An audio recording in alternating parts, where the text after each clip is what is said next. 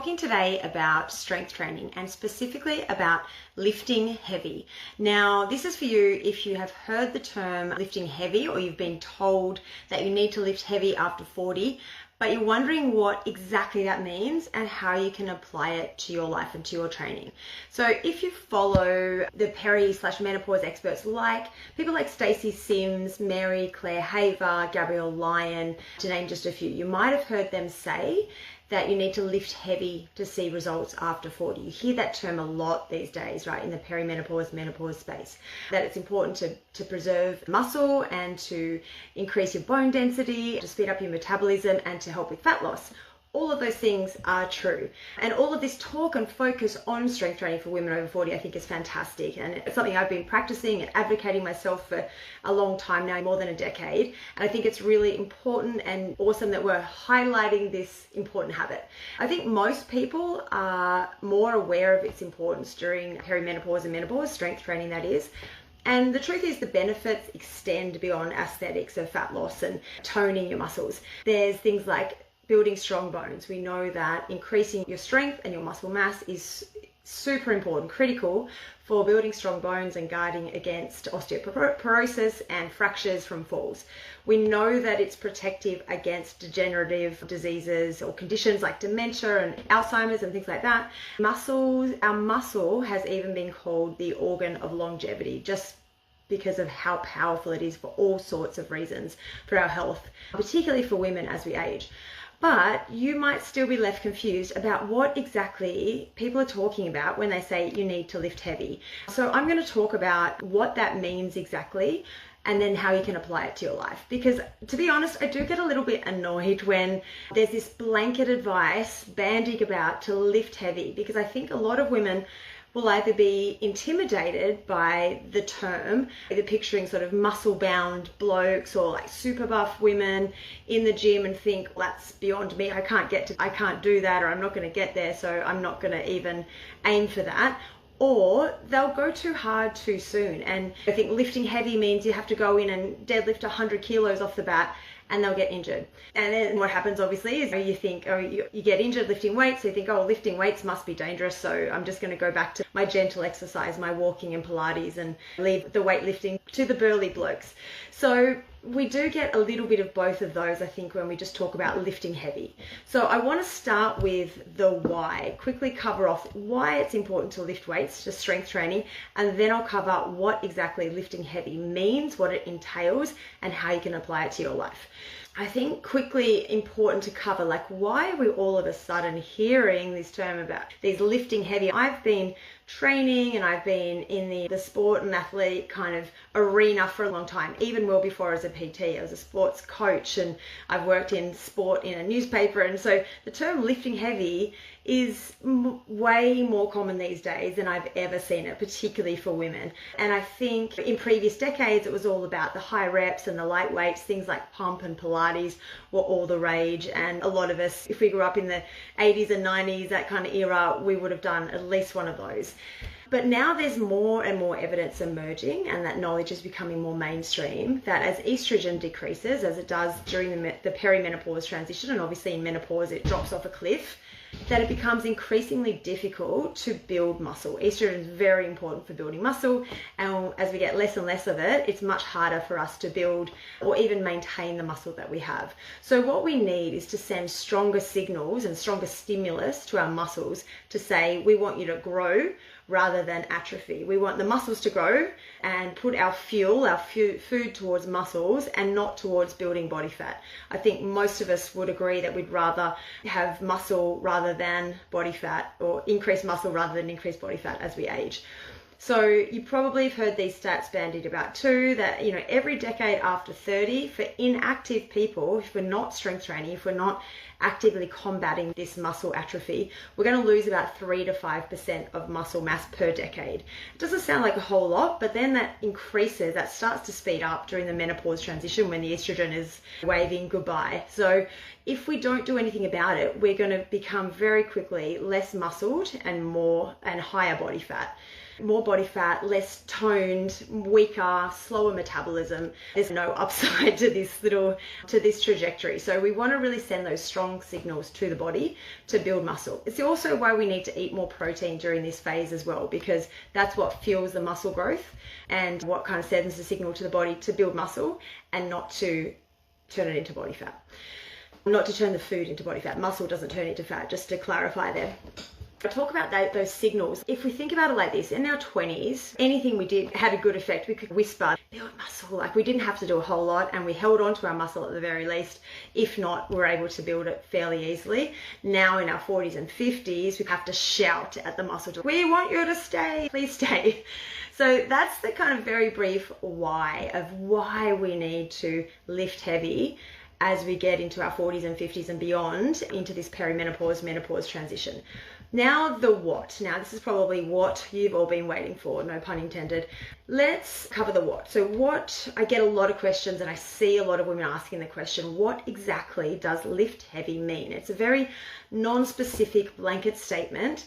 And let me start by saying it's all relative, right? You probably know that, but I do see some people say, how heavy should I lift? That depends on a heck of a lot of things, but I'm going to cover a few of them and a few different scenarios so that you might be able to start at least making those sorts of judgments yourself. I find it's really helpful in this context to swap the word heavy for challenging.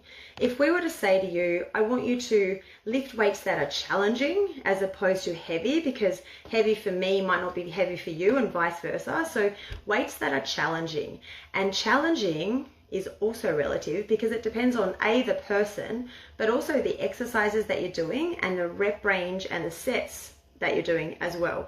For example, for me, I've been lifting weights consistently for more than 10 years now, 2 to 4 times a week consistently. Pretty strong for my size, but I've got a decade of training and experience behind me. So lifting heavy for me is I can squat 1.5 times my body weight. I can deadlift 2 times my body weight. I can bench 1 and a bit times my body weight. But I'm training for a powerlifting comp, so let's put that all in perspective, and my training is all focused on that. And I'm only doing 1 or 2 reps at that weight. I'm not doing those reps for 10 or 15 reps. If you want to build muscle, if you're like, let's say an average, a standard like recreational athlete, and if you're doing exercise, you are an athlete, I don't want you to disclude yourself. If you're doing recreational strength training or training for sport or even at a rep level, then you're an athlete.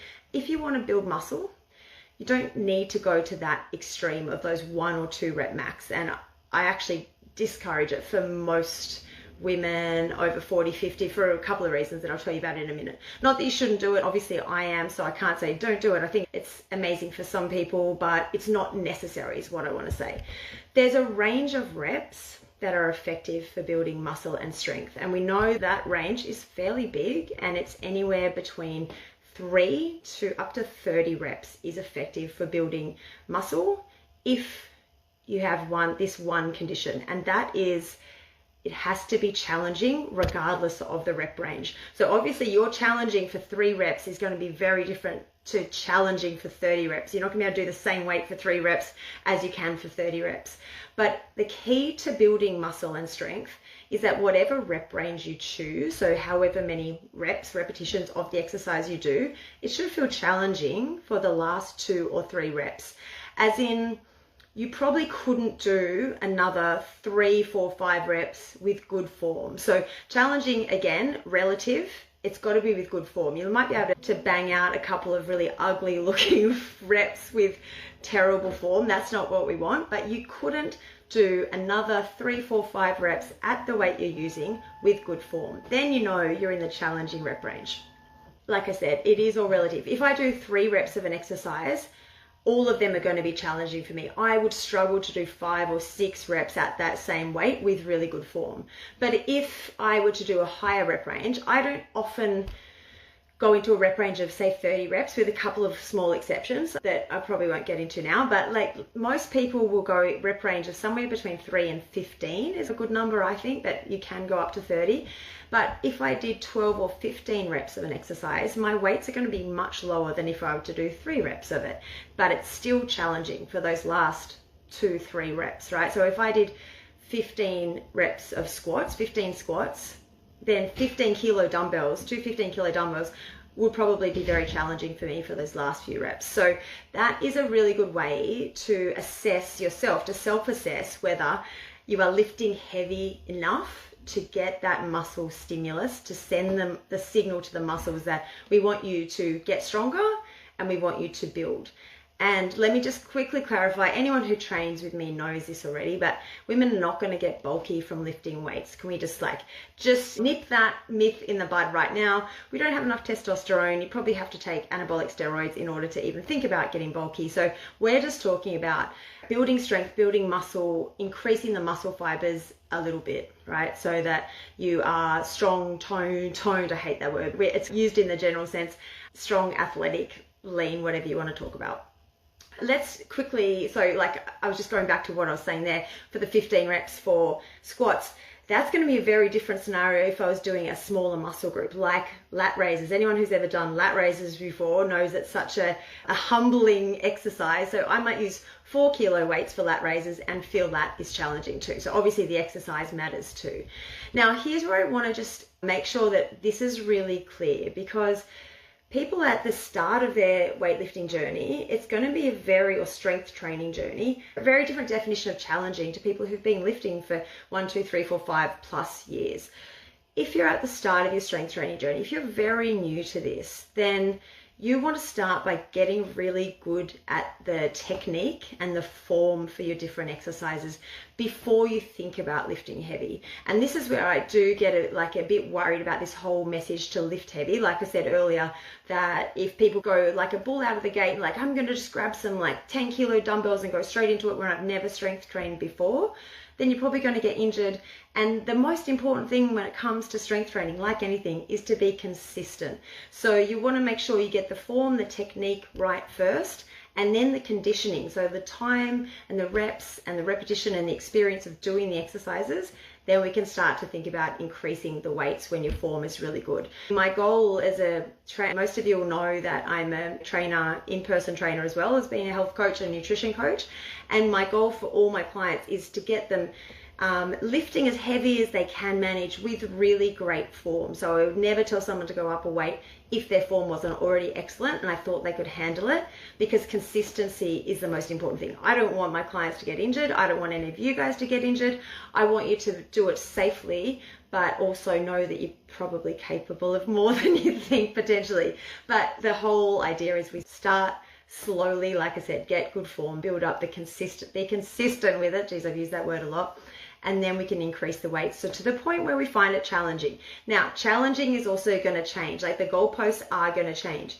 A lot of the girls at Goddess at the moment, we're in my training group, there's a lot of women who are using 10 kilo, 12.5 kilo dumbbells, but 6 to 12 months ago, they might have been using 6s or 7s or 8s and thinking, gosh, that's a big jump to 10s or 12s. But the goalposts changed. So back 6 or 12 months ago, 7 or 8 kilos felt really challenging. Now it wouldn't feel challenging anymore because you get stronger. So you have to make sure that you're constantly self-assessing. Does this feel challenging for the rep range that I'm doing? I just want to quickly just loop back to something I mentioned earlier when I was talking about the powerlifting, the sort of that maximal range lifting that some of the strength training gurus are advocating for. I think it's important to note that if you're newish to training, or if you have ligament or tendon or joint issues, then all of these things have to be taken into account when you decide on the most optimal rep range for you. So I would not get someone who didn't have great form or had issues with ligaments or joints or tendons to do 3 reps of the heaviest weight they can do for 3 reps. I think that's probably a recipe for injury. I would much rather see them do 6 or 8 or 10 or 12 reps at a lighter weight but still a challenging range and get the benefits of that than try to do 3 reps, the heaviest they can, get injured and be out of action for 4 weeks. I'm going to go back to that consistency and wrap up with that because that's the most important thing. But just have a think about that in your own training. Do you feel like that you are challenging yourself in each of those training sessions? Also important to note, not every session is going to be like your PB, like your best session ever, but on a week-to-week, month-to-month basis, are you getting stronger? Are you increasing your weights? Are you finding it more challenging? Are you challenging yourself as you go along? I think those things are important.